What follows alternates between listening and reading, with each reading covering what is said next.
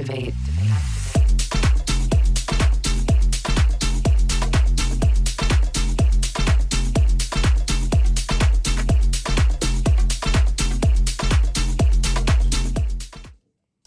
All right, everybody. Welcome to This Pink Cloud. Fam. Are we on the main? Is that Yeah. up? Oh, okay, because that one's green. Yeah, well, when they're red, that's when they're on you. Oh, sweet. Okay, cool. I love it. Anyway, welcome to This Pink Cloud. We are a show that is about mental health and recovery from that old substance use disorder, buddy. Yeah, You know? sure. Sure, whatever. Chad's over it today. Anyway, so be sure to like, subscribe, all that kind of stuff. And did I already say I'm DJ Kelly Reverb? I don't know, dude. Because I'm DJ Kelly Reverb. Yeah, you are. Fam. There you go. That was a good one. That was a good one. That was real. All right. that was real. That was real. Anyway, so fresh back from Mississippi, everybody. Give it up for Chad Lamont. Hey.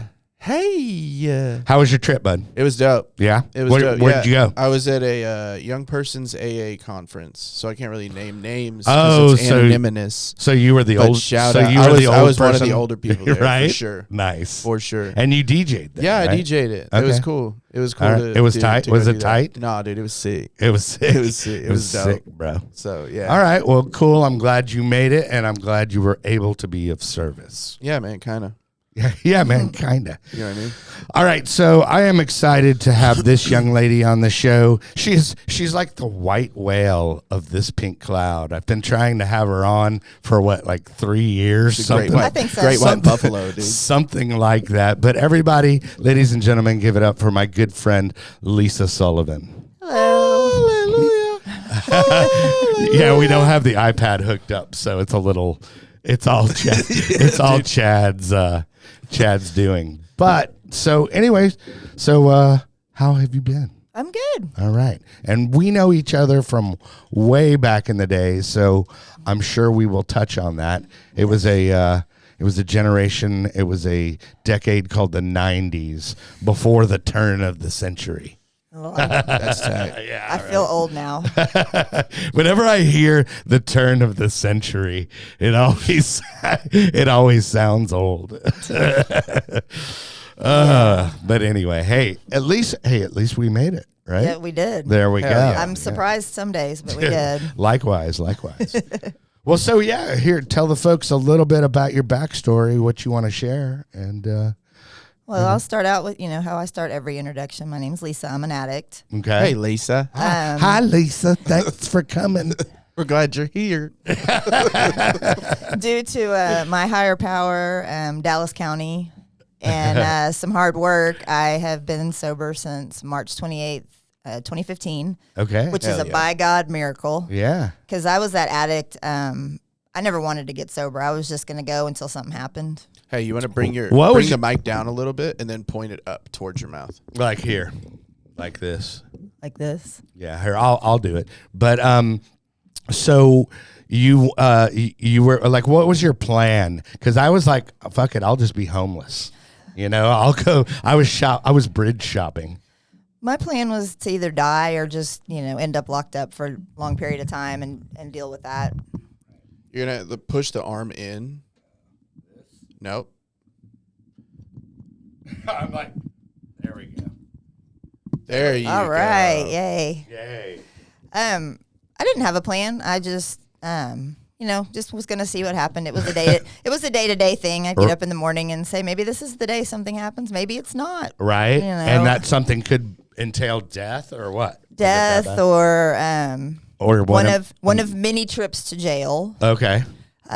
Dallas County and I got very close over some years. Shout out Dallas Lose. County, dude. Shout out Lil Lou. Lose, Yeah, lose on the levee. I am a VIP member of Club Blue Sterra. Nice. Yeah. Fortunately, I have not been there since 2014. Okay. It's ironic how those coincide. Yes. I got sober in 2015. I haven't been to jail since 2014. Do the math on that. Yeah.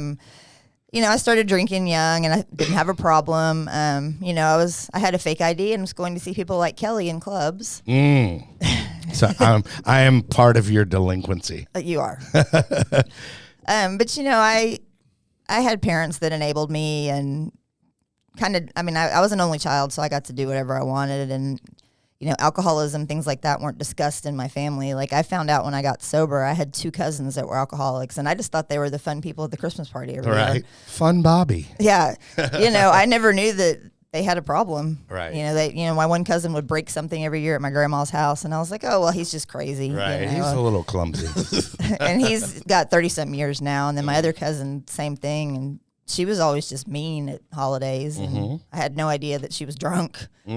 I went away to college and really became an alcoholic. I went to Stephen F. Austin. Oh, that was the party school back then. SFA was like the bar. I think it still is. The bar, yeah, but the bar was set very low to get into that school, and it was known as the party school. Right. I was set to go to UT or A&M like the rest of my family, and that didn't happen because I had a lot of fun in high school. Sure.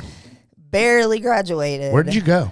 Lake Highlands. Oh, okay, cool. Yeah, because I live in Lake Highlands now, but I went to Berkner, so we shared the stadium. Right. Yeah. And that was, Friday nights was probably the only time I wasn't out acting crazy because I'd go to football games, things like that. And I came back from SFA with, some tickets, some public intoxication tickets, my first DWI, a kid. What? An alcohol problem, and I guess by that point, a drug problem. A kid? I have a son. Yes. Okay. Wow. Okay. He's an adult. All right. Well, we figured that, but so it was. You had a kid. What year was that in college? I'd been there. So I got there in 91, and he was born in 97. Right. And you would think that might put a damper on your party situation.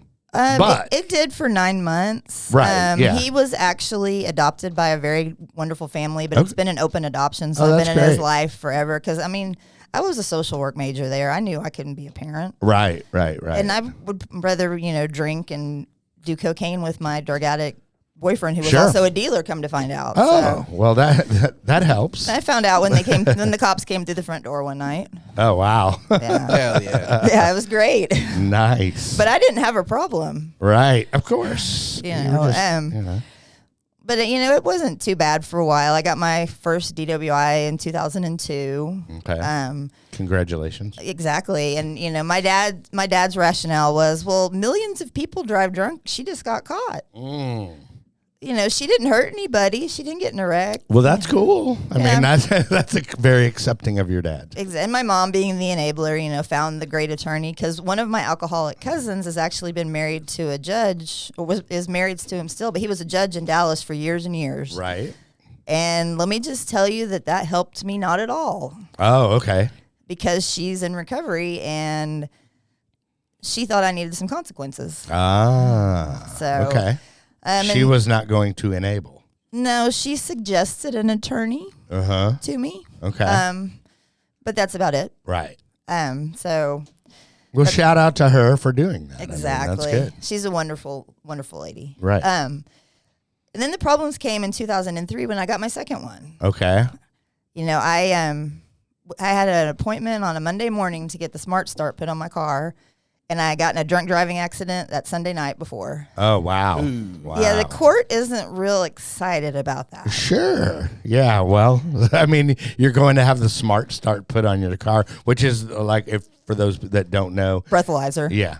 Yeah, the only way that could have been worse is if you were pulling in the parking lot of the place and then smashed into one of the place's cars. I mean, in my defense, it was Super Bowl Sunday. Oh, that's true. Yeah, that's true. Yeah. And they wouldn't have even been able to calibrate it anyway, because I was probably, I know I was still drunk that morning, and I had an appointment at 8 a.m. Right. So, that was God doing for me what I couldn't do for myself Right. early on, before I knew, that was a thing. Sure. But at that time, my mom's best friend, who has 2 addict children and an addict grandson, she sent me to my first meeting. Okay. I got out of jail. I was allowed to change clothes, not shower, but change clothes, and then go to my first NA meeting. And I thought those people were crazy. Right. Yep. I said, and it's a real hardcore NA meeting here in Dallas. Right. That I actually attend it now, on purpose. On purpose. Right. But I thought, I'm not like these people. Yeah. These people are fucked up. I have my own. Right. I have my own apartment. I have a nice car. My parents take care of me. Sure. My dad lived in Florida, but I mean, he did what he could. Right. I had a similar experience when I went to my first NA meeting, and I didn't remember it until the other day because this group came in to do an H&I where I work, and when they did, they were like, oh, yeah, you got to come by and check out the meeting or whatever. And then I looked at the place, and all of a sudden, like, it's like a memory just unlocked in my mind. And it's where my parents had brought me, years ago. Oh, me to go to a meeting. Did little Sheila? Little Sheila. Shout out Little Sheila. Dropped you off? No, they sat in the parking lot and watched me go in and then waited for me. Yeah. And I was in there, just high as shit, arguing with them about why, you know what I mean? And were you? People are fucking Or crazy. Are you being combative in the meeting? Absolutely. Yeah. Absolutely. Yeah. So because you're not crazy. combative I didn't at remember all. that at all until they were like, hey, you should come check out our meeting because they did a great job. And I looked at the place on Google and I was like, holy shit, dude. I've my first been there experience with before. 12 Wonder if steps. it's the same one I was taken to. Yeah. Because it's been around a while. But, I was dropped in that meeting with somebody that smoked crack, and I only drank and did a little bit of party drugs. Right. I wasn't a crack smoker. Sure. I don't belong here. Right. And things just got worse from there. Mm-hmm. I had finally moved back to Dallas because I realized that nothing was going to happen in Nacogdoches except more Not nowhere. except more baggage. I figured a DWI, a drug problem, an alcohol problem, and a kid was in no degree. Right, of course. It's probably run its And course. thousands of dollars of wasted money. Yeah, What was the GPA? When I left there, it was a 2.0. Oh, okay, solid. I like Only it. because that's transfer rate right there. Yeah. Only because for 9 months at one point I was pregnant, so I had stopped drinking. Oh, okay. So you were able to, at least attend classes. I white knuckled it for 9 months. Right. Yeah. Because I was like, I can't have a messed up kid. Sure. People will judge me. Yeah. I come from one of those families that likes to look like things are put together. Mm-hmm. Oh, yeah. The presenters. The presenters. My aunt is still a presenter. Oh, yeah. If I bring Where up, they worry about what everybody else thinks. And there's nothing wrong with that. But when it's like, it can get bad. I've seen that get bad. And it continued. My mom was not a presenter. She got it because her best friend had gone through it with her 2 kids. And Right. So she watched all of this unravel in my life, and after 2003, both of those, I successfully completed probation both those times, which never happened again. I had an attorney, and on my second DWI, he pled it out to be a first. So I had 2 misdemeanors because my third, the third one's a felony. Oh, yeah. And he was absolutely certain I would get a third one. Right. And fortunately, the first 2 were in different counties, so that helped. Right. But he was, he's still one of my great friends now. I actually worked for him at one point now. Oh, wow. Okay. Yeah, it was, complete full circle. Like he defended me for years and years and years. Hakuna Matata. Right. And then I went. You see that a lot in law circles. Yeah. And there's people that get off or use a lawyer, and then when they start doing good, they start working for them. And it was great because all the, people that had been busted for drugs 7, 8 times that wanted probation, he'd sick me on them. All right. Yeah. That's I not can how- relate. But I mean, I went through probably from 2003 for a while. I did okay. I was going to all the clubs. I was big at all the ones that were big at the time. Well, so were you still partying wheels off, or were you were you Ubering or taking a cab by this time, or? I was doing a little bit of taking a cab, but I was one of those drunks. When I was ready to go, I was ready to go. Oh, yeah. I was there. I've been there. I like to have my own car. Oh, yeah, of course. And either I'd get home or I'd end up in jail. Right. But, I went pretty much without getting in too much trouble. I mean, I lost some jobs. Right. Like we do. Had some problems with my family. I used to do this. I used to have all my friends, because I was DJing or whatever, but I would have all my friends drive, and they would call it driving Miss Reverb. Yeah, that's that was what it was called. That was the big running joke, because it was just like, oh, let's take Kelly out so he can get hammered.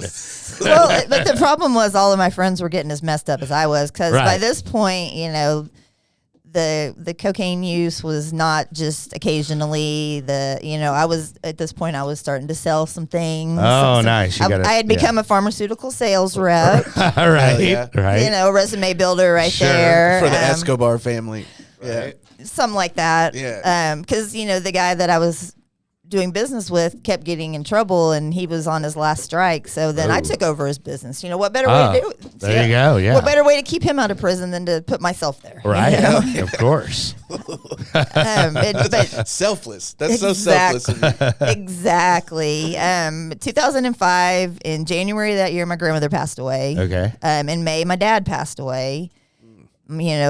I think it was August. My dog of 14 years died. Oh, wow. And then I guess it was October that year, a friend of mine committed suicide. Jeez, and that's when I found methamphetamines. I figured, the drinking was way out of control. I was blacking out. I was waking up places I didn't know where I was. All right. I was afraid of that third DWI. So I thought, well, I'll just switch do meth, right, so I can stay up longer and drink more. Right. Well, that's always it. And like what usually ends up happening is like I know that people find cocaine is not effective and not necessarily always available, but there's its ugly cousin, crystal meth. Well, it was always available because I was bartending at a bar during the day, and we had our resident coke dealer. He had keys to the bar and got there in the morning before I did, right. So the lawyers and whatnot going downtown to work could stop in and get their coffee. Right. Yeah. I like it. Yeah, and then that bar's still in business. Okay. Can we say what bar? They probably don't do nefarious things now, do they? It's on Greenville and Lovers. Okay. I'll just leave it there. All right. There you go. All right. And it's been there for a lot of years. Okay. Greenville and Lovers. I'm doing the math. I'll figure it out. You will. You're doing the math, dude. Yeah, it's not the math. It's been around. It's one of the only things that has made it at that intersection for an extended period of time. So, but once the meth came into the system, that's, into the equation, that's when the problems really started. That's how I dealt with the death of, two of my closest relatives. Right. And that's rough. Yeah. Because I had to deal with that, like actually in sobriety, right? And when you get the back-to-back and the dog and the friend and all that, that's a lot. And fighting with the boyfriend, all the things. But that was and trying to keep your enterprise going. That too. Yeah. Hey, you just go sit in the chair over there. Well, no, there's stuff in it. Oh, there's stuff in it. Oh, okay. And the camera's not lined up. But I look back on that time, and that was definitely another time that my higher power had my back. Because when we got the call about my dad, we got it at 5:00 on a Friday, Memorial Day weekend, and you know how impossible it is to find 2 plane tickets to Orlando, Florida on a holiday weekend at the last minute, right? Because my dad lived in Orlando. We happened to find 2 tickets in first class. Oh, nice. And when you buy a ticket last minute and you're going one way, they search everything. This is before the body scans. They search your makeup bag, your purse. Right. And so, I went through all that, and I'd been up all night. Right. I'm sure they really searched my stuff the way I looked. And we got there, and that's when my dad passed away. And then coming back, we were bringing back his guns. Oh, okay. Which, we got to register and do all that. But again, it being last minute, one way, they search everything. So I get home, it's a couple days later, I go into my carry-on for something, and there's about an 8-ball of Coke sitting in there. Oh, I had gotten there and back with that in my bag, wow. And the airport security hadn't found it. Right. And you go, jackpot. Well, of course, but when I look back at it now, I'm like, you're like, holy crap, yeah, that's a God thing. That was a federal crime right there, especially when we were coming back with guns. Right. And I was just coming back from Florida, you always have crystal meth residue on you from going to Florida. But I was just, I think about what if they had found that, and I was with my sweet little mother. Oh, we were going, that would have been fun. My dad was. I don't know whose that is. My dad was one. Mom, why the fuck would you bring that on a plane?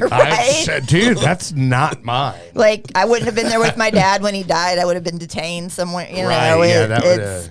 But I didn't look. I looked at that as just luck, right? Not anything, not any divine intervention.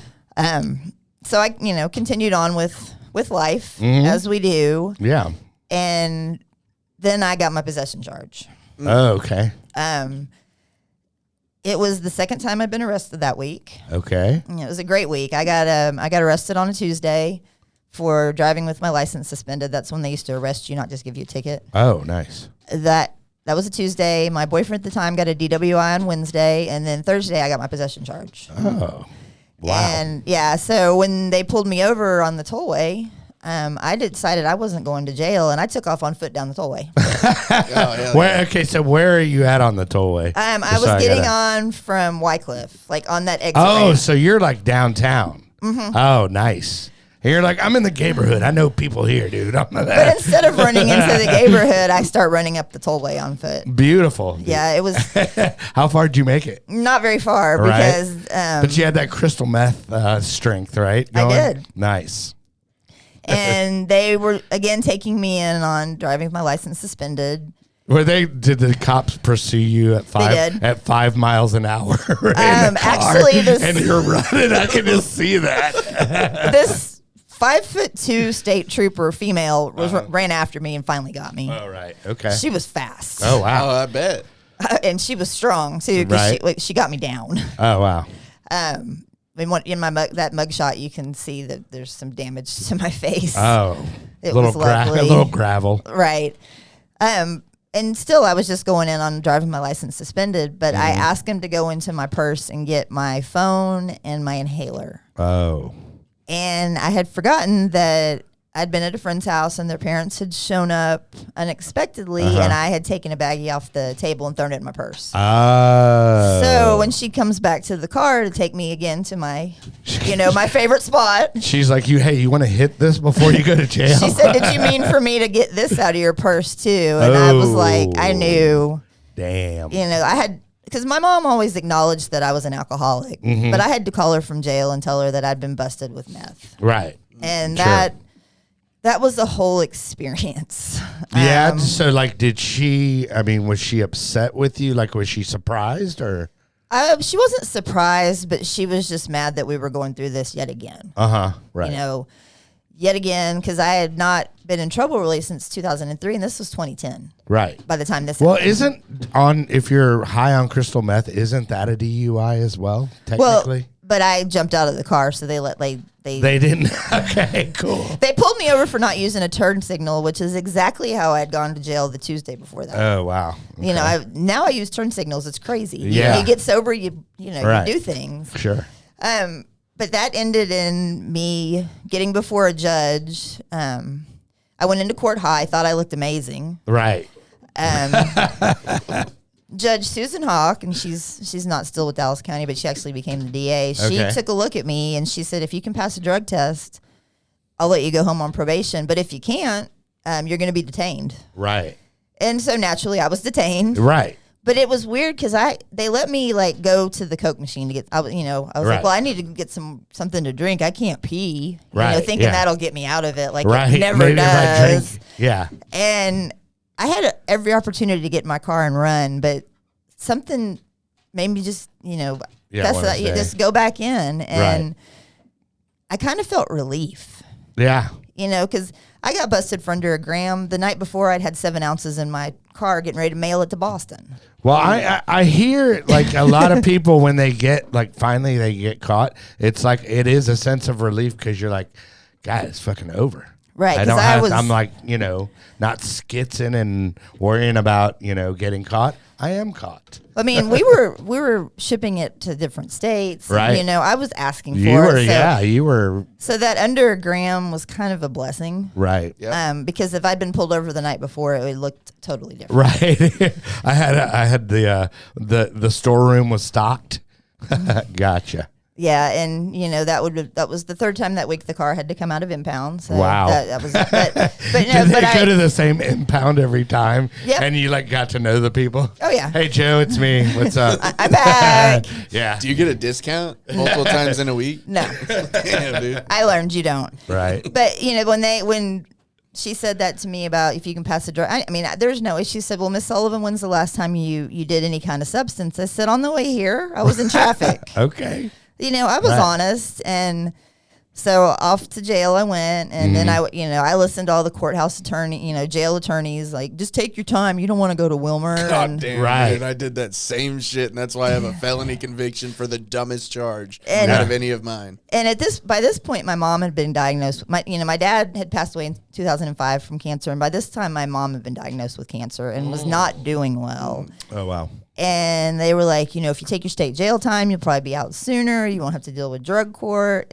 all the things they tell you. Sure. And my mom begged me to go to treatment. She said, we've tried to send you to Malibu and all the bougie treatment centers. Yeah. She's like, equine therapy. all the things, all the things, and I wouldn't do it. Right. And so this was, court mandated, and I was like, okay, I'll go. But by this point, everybody told me you can run from Wilmer, Yeah. Oh yeah, dude, that's. And if they catch you in the Wilmer city limits, it's an escape charge. If you get past that, it's just a probation violation. And that's kind of cool. And that's kind of tight. I knew the route to get out where you weren't in the city. And something just kept me there for 6 months. Right. Well, you obviously you weren't that fast. If a 5'2" state trooper. Well, I was sober on meth. I was sober at Wilmer, so I might have been a little faster. Oh, you think so? Oh, okay. But I had this lovely woman. Shout out to Miss Joyce, who I still think works out there. All right. Shout out Miss Joyce. Shout out Miss Joyce. She knew the situation with my mom. My mom. They have at Wilmer to visit. Your family has to take classes. Okay. And my mom was coming up there with her headscarf on. She was going through chemo at the time. Oh, right. And this sweet lady. When my mom would come up to take the classes, she'd pull me out of it was called a cottage, and let me visit with my mom for a minute. I got some extra phone calls with my mom, and it was agreed, and the judge agreed to this. If my mom, was going to die, basically they would let me go home for the night to be with her, and then I could come back and then go back for the funeral. Sure. And I made it all 6 months. It was wild because I wanted to run every day when I woke up. I said, this is the day. Mm-hmm.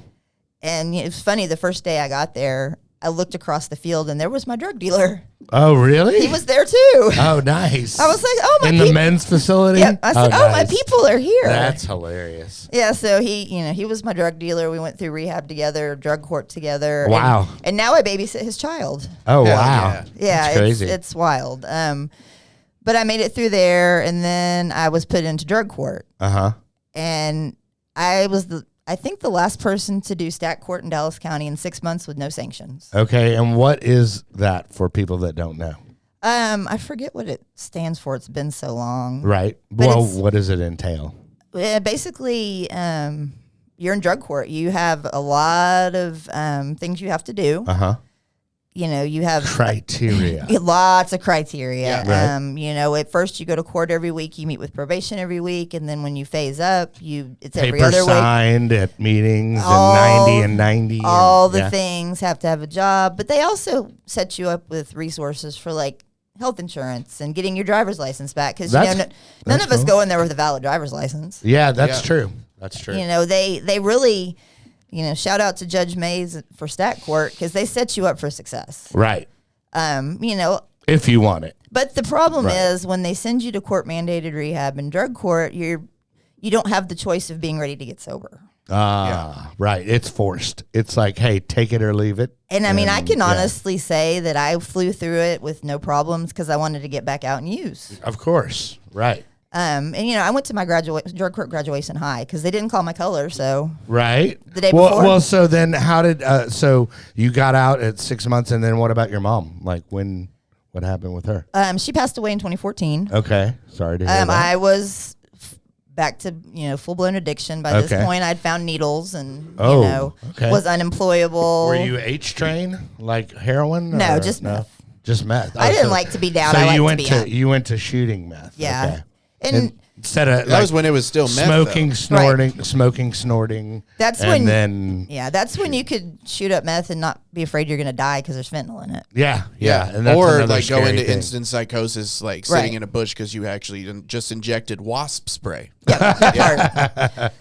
We got ours from people that lived in a different country across a border, so it was pretty good stuff. Right, of course. I mean, hey, it came from Mexico. Just the people I need to be hanging out with when I'm on the run from probation, because by this point I was on the run from probation. Right.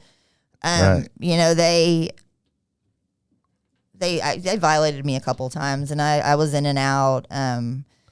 They let me out at one point, and I was having to go into the court on Fridays and do a drug test, and then, that was that. So I had it all set up how I could use a certain amount of days, and then stop, and then I could go for my Friday drug test, and then as soon as I left there, I went right to the dope house, and it was all set. Well, then they threw a curveball at me, and they said, well, you're going to go meet your new field officer Monday morning and be ready to UA. Oh, bummer. I said, oops. Yeah. So I'm not going to be able to make that meeting. Sorry. That's the violation that led to me getting sober, though. Okay. Hell yeah. All right. Yeah. Well, let's take a pause there, and we'll talk about that. But we have our friend Max the Axe, who is Lone Star Injury Attorneys. And if you go to thispinklawyer.com, it will take you to his website. Or it won't if the internet's down. That's But true. if the internet's up, it should take you there. There we go. You know what I mean? Isn't Chad so clever? I'm just saying, dude. We got to put disclaimers or whatever. That's true.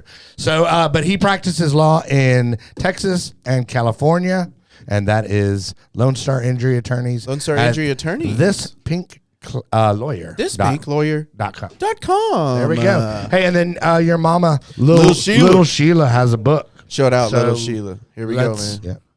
Hold on, man. Why aren't you still talking? You should keep talking until I do it, man. Well, you should be ready. Chill, dude. Imagine getting that phone call as a parent that your son has been hit by a car and is being life flighted. 2 hours before we got the call, Chad had called me to tell me it was the best day of his life.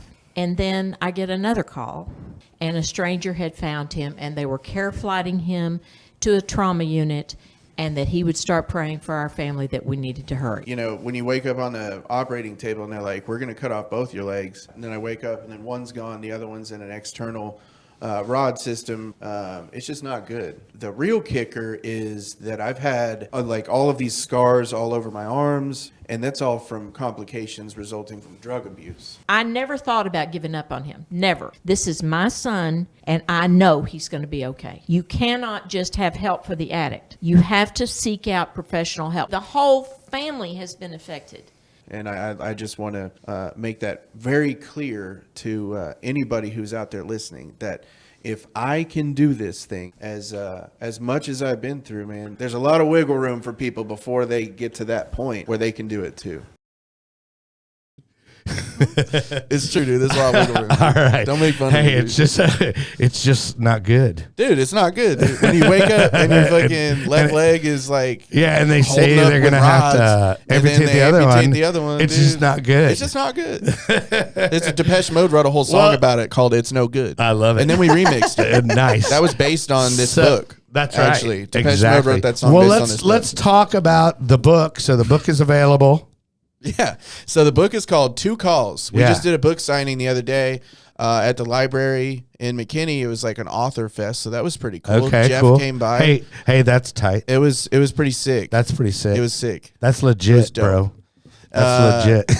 So yeah, we did that. It was cool. My mom spoke at it, and we had a lot of really good conversations with people that you wouldn't have expected that they're going through the same thing or have been through it. Well, themselves. and it's also your mom wrote the book for families Yes. that are going through this stuff. She wrote it directed to families and kind of showing them some resources that are free for families to get help because the whole family is affected. in case they have a Chad. In case they have a Chad. In Right. case they got a little Chad. So That's shout out right. little Sheila. Shout out little Sheila. Well, anyway, and then y'all obviously do speaking engagements, Yes, so they we can do. get a hold of you where?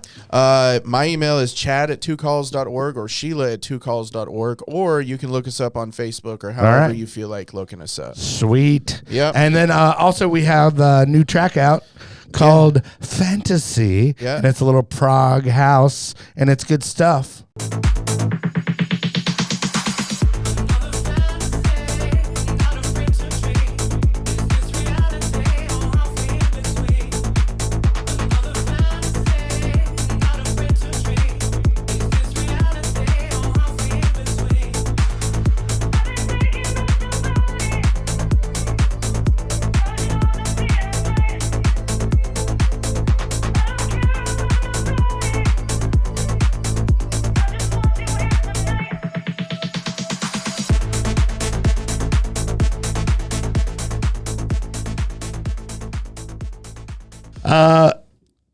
Anyway, that is Fantasy, and that is actually streaming on Spotify, all major platforms.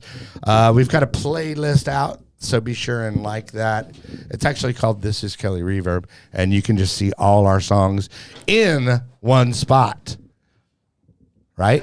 Right? One spot. In one Ooh, spot. one spot. So, but anyway, as Chad, we've got a new guest coming in. Hold on. Shout out, Lil Jeff. Little Jeff. And What's that up, is y'all? Jeff with a G.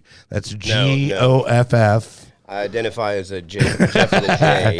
Okay. Anyway, but okay, so we were talking about your story, and what year were we at? We're at 2014. Okay, so 2014.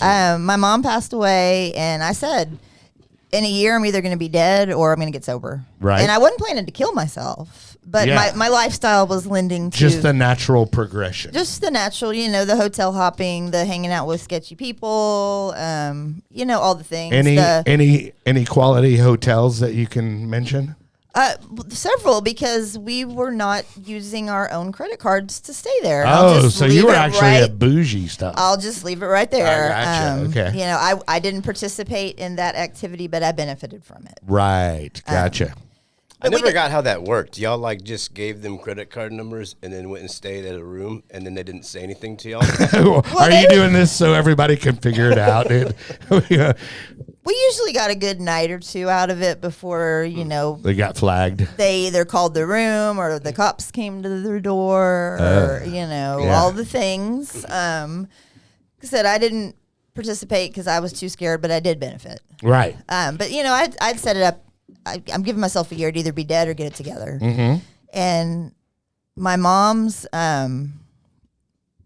died on April 6, 2014, and I got sober on March 28th, She died on April 6th, 2014, and I got sober on March 28th, 2015. So I was right at a year, and I was just tired. Yeah. I was in a hotel room with a Well, bunch it gets of, exhausting, Yes. and I mean, like I said, it always becomes like your job. I mean, it's your job to keep yourself high. You get up in the And morning that- and that is an ass whip.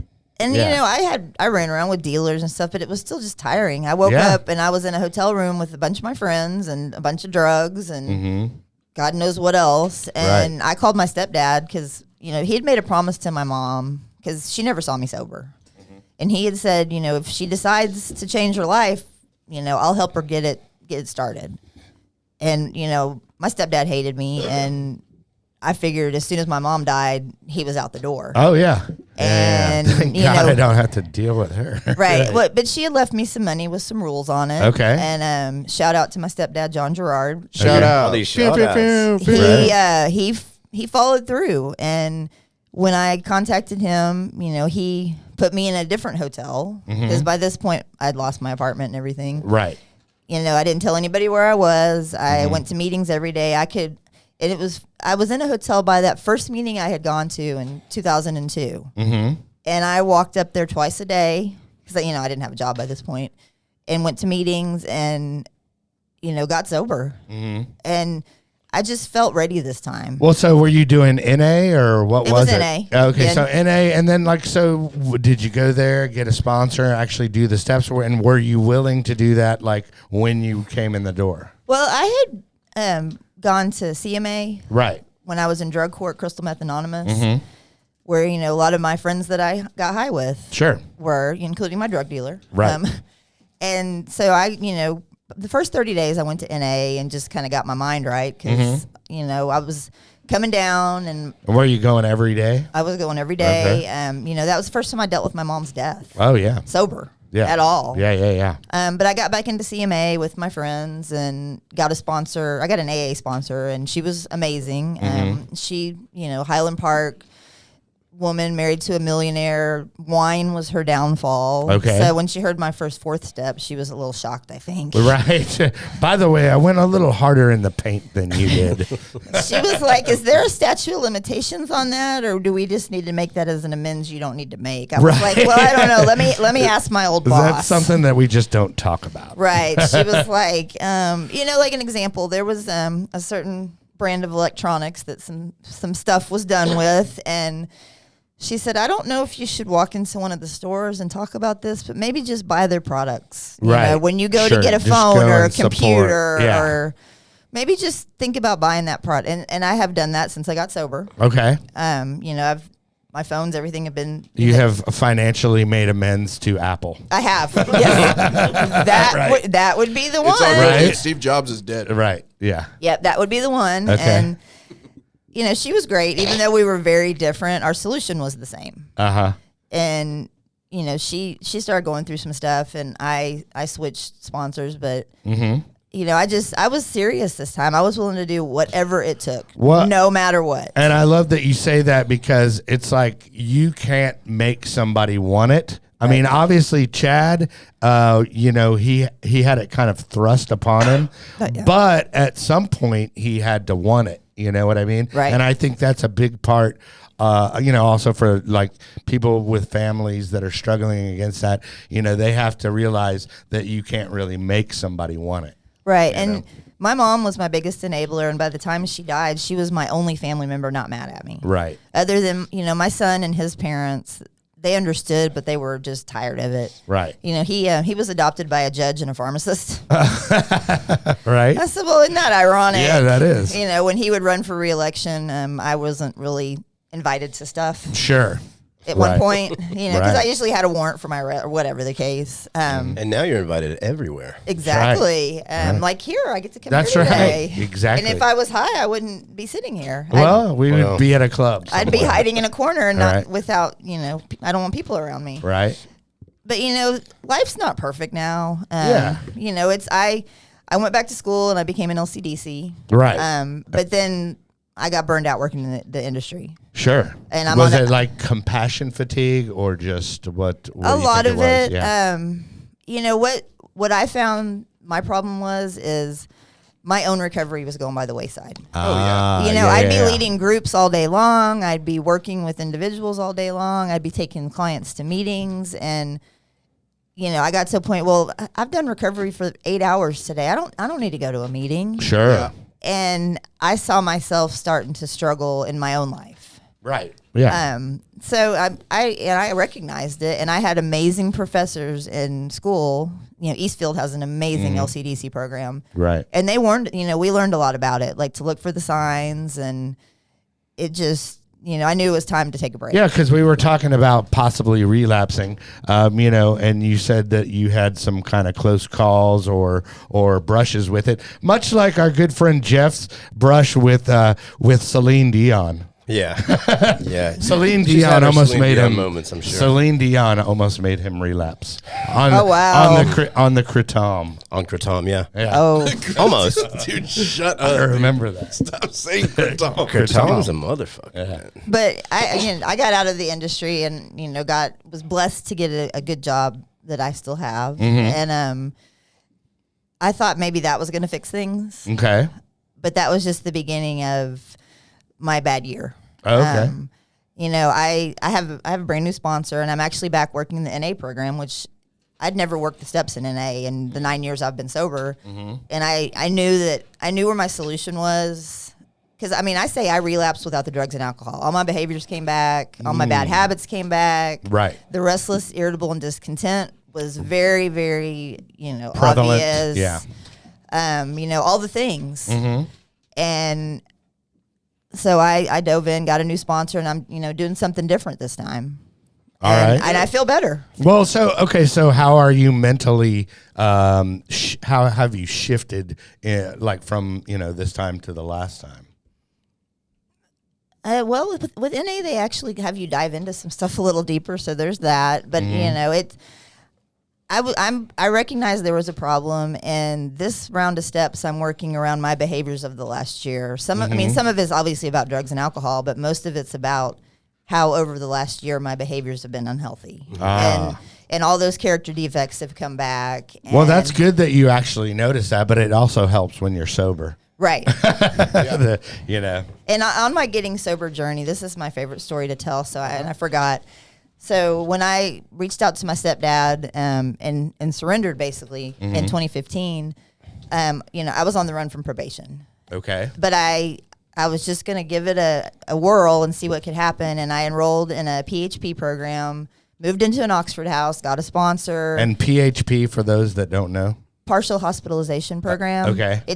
It's an all-day thing, and then you go to IOP, is the step down. Inpatient, intensive outpatient care or something like but that. PHP is a little more intensive, but still outpatient. Gotcha. So I was going into the court, which apparently if you are successful in drug court and go back to your original court, it's frowned upon. They don't like it. And I happened to have, I was supposed to go in and sign for SAFE-P, which is a prison rehab program, basically. Sure. You go to TPC. Yeah. And I had a visiting judge that day because my judge had gotten sick. Mm-hmm. And he said, well, I'm looking at the things you've done. You're living in an Oxford house. Your sponsor's here with you because she was sitting in the courtroom. And shout out Oxford House. Oxford House, for those that don't know, is a place that facilitates people living there that are in recovery. And it's a democratically thing, so it's very different than most sober living houses. Right. Shout out to sponsors too. And shout out to sponsors. And shout out to sponsors too. Yeah. Especially my amazing one, Donnie Knight, that I have now. Shout out. Oh, damn, dude. What up, anonymity? What up? He doesn't care. You have a guy sponsor? I do. Ah, okay. I do. Interesting. Well, gay guys can sponsor women. And that's things like that. right. As long as there's no 13th step involved. There's not. Right. I gotcha. But anyway, so I went before this visiting judge. She didn't, all he knew was what he had in front of me about, all he could see was, what I'd done. Mm-hmm. And he called me in and he said, you know what? I'm going to give you a chance. Yeah. He said, you're living in Oxford. You appear to be doing what you need to be doing. He said, how would you like to go home off probation with a misdemeanor? Ooh. I said, where do I sign? Jackpot. And the prosecutor said, well, she's behind on her probation fees. And my stepdad said, well, her mom left her some money and I have the debit card in my hand. Can we go ahead and go pay it? Right. And the judge said, but don't ever come back. Right. And I haven't. Well, that's great. Except when I was working for the attorney, we had a client in that court, and the court probation officer, she said, I knew you'd be back. I said, I'm here for work. Hey, I'm working here. Yeah, that's funny. But, I've had a complete psychic change. Yeah. And, I said I struggled this past year, but I knew what I needed to do to fix it. And, I got back into therapy. I dove back into recovery, and I can tell, I have bad days. Well, okay, so any advice for people or family members that are out there actively struggling? Anything you would say? Family members? Family members and or addicts. I say for family members, be supportive, but love at a distance. Mm-hmm. If you continue to enable your child, wife, husband, whatever it is, you're killing them. Right. You're putting nails in their coffin. And because my mom made it so easy for me to stay sick for so long. I love her, greatest woman in the world. Yeah. I'm very hard on that. Like when I'm working in the field, I'm very hard on parents. I'm like, you got to cut them off. Right. If you don't cut them off, they're going to die. It's really tough for some parents to do because they obviously think that their child is the greatest. And my mom was child that. in My the- mom in the was that world. parent. Yeah. She paid my rent the day before she died. Right. It was bad. And then she left me money to get my life together, which was still a form of enabling. Right. She wanted to make sure I was going to be able to be okay. Right. Well, but I at least she was smart enough to put it in your stepdad's care, and your stepdad was honest enough to. And I had to do a dissertation, a slideshow, a whole production with him to get like $20 for a bus pass. Right. Yeah. Here's my PowerPoint. In the first 6 months, he paid my bills directly. He would bring the money over to my Oxford house. Smart he would man. buy my groceries. Smart man. I'd have like $20 a week cash on me. Right. And that was for whatever. Right. But to the addict that's struggling or the individual that's struggling, reach out to somebody. Right. Pick up that phone. I have the most amazing friends now, like this one right here, like Jeff and you guys. And it's hard, and it's hard to admit defeat. And especially when you have some time, like 9 years, everybody kind of looks at you like, oh, she's got it. Yeah. And Old timer. we don't. Right. We don't have it, Well, I mean, the thing is real shit happens. Life still keeps on happening even after you get sober. And I mean, I've lost two parents, Right. and that was in a 2-year span, like, 1 year and 1 year. And I mean, of course, like, it's tough to deal with, loss is tough to deal with. Life in general can be tough to deal with, and, I guess that you just have to stay connected. And I think the really important thing is to have somebody to have a dialogue with about, about what's going on. And it's been pointed out to me many times in 9 years that I don't do enough service work. I took on a huge service commitment for the next 2 years. What is it? I am the chair. I am the chair of a fundraiser in October called Drag Wars. Okay. And my DJ is right here. Sweet. Geoff? Geoff. My name's Nice. Jeff. But it's With a J. It's a pageant fundraiser thing that different cities host, and this is Dallas's year to do it. Oh, cool. That sounds fun. It's going to be fun. It sounds festive. It'll And be that's for CMA or for the Big D Roundup? it's for the Big D Roundup, Okay. When is that? When is that going to happen? October 26th. Oh, okay, cool. Yeah, And then- this will air next Friday, but yeah. And then every year we have a recovery conference. It's CMA and Lambda. Basically, it's Lambda. Yeah, it's LGBT. it's known as an LGBTQ plus conference, but Okay. I mean, really everybody is welcome. Right. And I'm the co-chair in 2025, and then I'm chairing it in 2026. And it's a huge conference, Memorial Day weekend. It's a lot of service. Right. I didn't just tiptoe into it. You're going full on. I just jumped in the deep end, Right. but it's what I need. Well, cool. You know, Yeah. And I it's- mean, that's a good, like, kind of, makes you get out of your own head. Right. So to And- speak. So Big D is for like Big Dallas? Yes. Right? Okay. I wasn't too sure. That's Big Dingus. There's lots of jokes around Right. it, but it's we do Girl, workshops. are you part of Big D? Yeah. We do workshops and have speakers that come in from other states All right. and all around, and it's cool. And it's going to be a lot of work, but it's something I need, I think. All right. Yeah, man. Well, I'm glad that you've got it back on track and Yes. you've got the whole service piece worked out. Anybody you would like to shout out? I always like to give the guest an opportunity to shout out or thank anybody they'd like to. I just thank my chosen family. Okay. I mean, all of them. Even obviously my friends in recovery, but like I have an amazing boss. Right. She's a normie, but she gets it. Right. If I'm struggling and having a bad day, she listens to me, and she understands that I'm a little crazier than some. But just all the people that are in my life that support me. Right. Nobody in particular. It's everybody. It takes a village. Right. Yeah. Okay. So- Well, we appreciate you. We finally got you. I know, here. finally. And yeah, thanks for coming out and thanks for making time for us. It was fun. I'm glad I finally did it. Yeah, and then obviously we'd love to have you back on, and you can co-host like Geoff does. Yeah, sometimes. just come in and I just go, Just hey, come what in and- about this and that. and just lay back in the cut. Nothing of real substance. I just go, hey. That's right. And I do this. That's right. You sit there and look pretty. Yeah. No, but he'll go. He does that. Yeah. He does that all Yeah. the time anyway. So And then occasionally he'll go. Oh, that's tight. That's tight. that's him in everyday life, Oh, just that's chilling. sick. That's fire, dude. That is fire, bro. Anyway, but coming up, we've got Molly Cook next week. I'm excited about that. She actually does EMDR. Yeah. So I am excited to learn more about that. Cool, man. Me too. Me too. Yeah. Me too. Hi, brother. Me too. Hey, but everybody, please like, subscribe, all that stuff. And then remember, kids, there is no magic pill for sobriety, because if there was, we would all take too many. Pew, pew.